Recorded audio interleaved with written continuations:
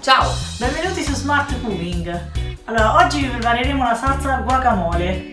È una ricetta vegana e è una cosa molto comoda quando non si sa che cosa mangiare, perché si può spalmare sia sul pane, si può mettere su queste patatine messicane che sono le Tortillas o tapas. Comunque eccole qua, le trovate in qualsiasi supermercato. E addirittura si può mettere nell'insalata. Io la mangio nell'insalata e anche alle mie figlie piace tantissimo, quindi ecco, è una cosa diversa. Ok, allora per prepararlo avremo bisogno di un avocado. Questo è abbastanza maturo, mi pare, vero? Sì, giusto? Sì. Un avocado maturo. Cipolla, un quarto circa. Pezzettino, sì. Di una bella grande. Se no poi la sera sdraiate tutti. È vero. Mezzo limone, del sale e poi le spezie. Allora, il pepe bianco, il peperoncino e poi qui Coriandolo e cumino. Ok. Che se ce l'avete benissimo, se non ce l'avete potete anche non metterli, Sì, esatto. E vi fermate al pepe bianco e al peperoncino, che è buonissima lo stesso. Andiamo a prepararla.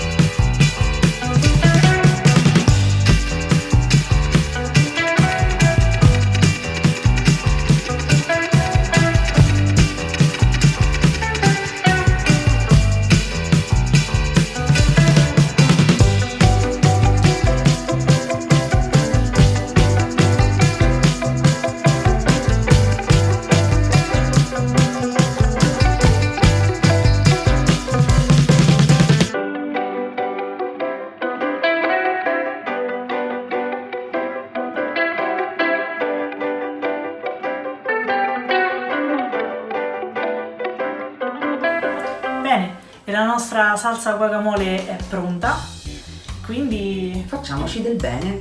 infatti.